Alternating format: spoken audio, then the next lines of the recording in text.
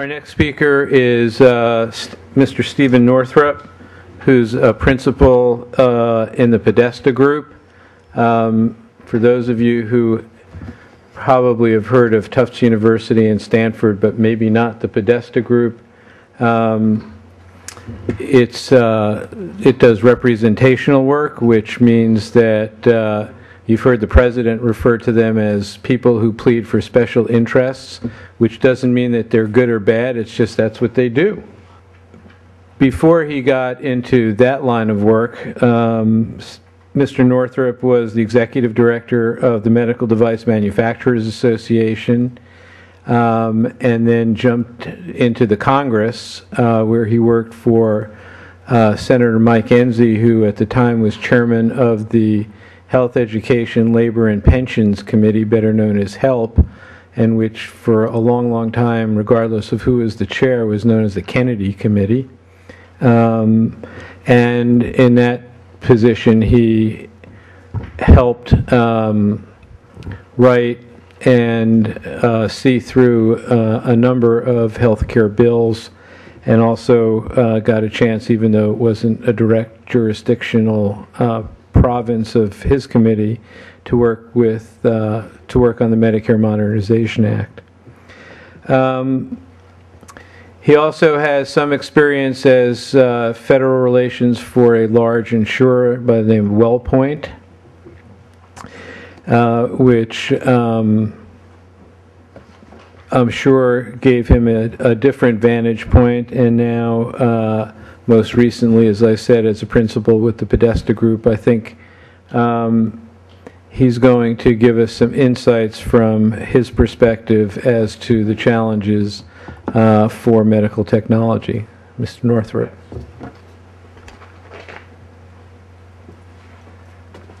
Thanks, and I appreciate that description of what I do for a living. I prefer to characterize it as helping companies take advantage of their First Amendment rights to petition their government. So my career is protected for at least the foreseeable future by our Constitution. We shall see what the future holds. Again, I'm Steve Northrup with the Podesta Group. It's a lobbying firm and public relations firm here in Washington. I think what I'll try to do for you today is just make 3 or 4 points on from the nexus of politics and policy with respect to comparative effectiveness research, or as it's now known, I guess, patient-centered outcomes research. Martin, you didn't get the memo on the name change. It's now patient-centered outcomes research.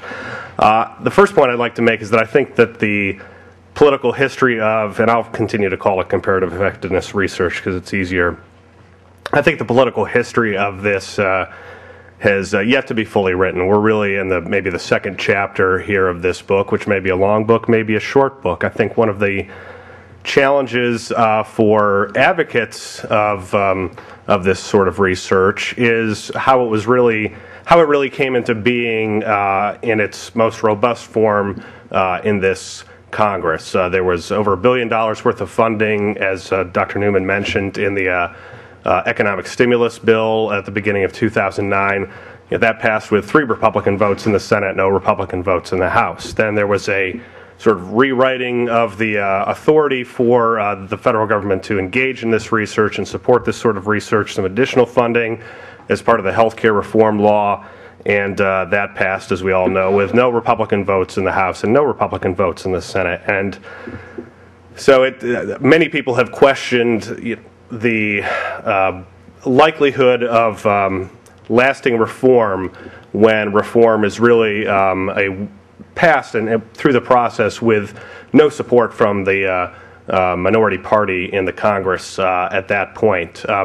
You look back at Medicare and Medicaid and Social Security, and you might not recall, but there was significant support from Republicans in the House and the Senate for those major initiatives. We have a very different situation here. So when Republicans are continuing, as I expect they will, to embark on this campaign of repeal and replace with what? Who knows? We'll figure that out later, but at least they're talking about repealing and replacing it with something better. And one of the things that they have hit on all throughout this healthcare reform debate is rationing.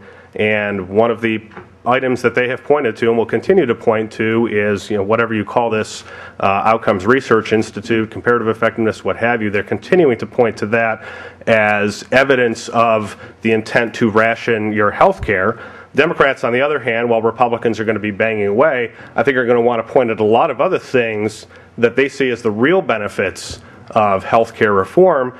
And I don't anticipate Democrats are going to be that involved in investing time in defending this Comparative Effectiveness Research Institute, or this program that the government plans to embark upon. I think the Democratic response is going to be that, no, we're not rationing health care. We're doing all these other things. So an industry, for its part, I think has confused people on both sides of the aisle, because for so many years industry expressed all this skepticism about NICE and pointed to this as, as a bad idea. Look what they're doing in the UK. It's a bad idea. And now industry is sort of, being very careful in how they craft their public relations message around comparative effectiveness research, but seem to some people to be embracing the idea of comparative effectiveness research, albeit with many caveats and pages of caveats, in fact. But I think people on both sides of the aisle are confused about where does industry stand on this. So there's a lot of, as I said, I think the political history of this has yet to be written. We'll see what happens in the midterm elections here in November and what that portends for the future of healthcare reform going forward. I personally, and again, these views, believe me, are my personal views and not the views of our clients or my firm, but I personally believe that repealing this in the short term and even the long term is unlikely. But I could see a series of changes to healthcare reform if Republicans take back one or both chambers, and certainly the presidency in 2012. And this may be one of the casualties of that. Those amendments to this law. So that's not to say that comparative effectiveness research goes away, and I'll get to that later. But this Patient-Centered Outcomes Research Institute that has been created in this mechanism for funding and supporting comparative effectiveness research may go away or may be changed in significant form. So that's one point.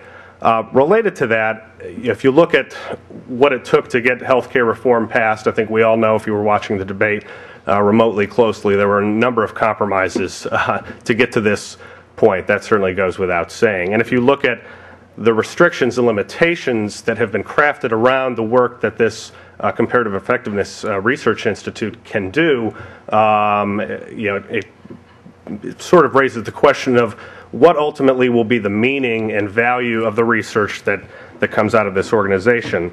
There are about 45 pages of the healthcare reform law, and I've printed them out here if you want to read through it at your leisure.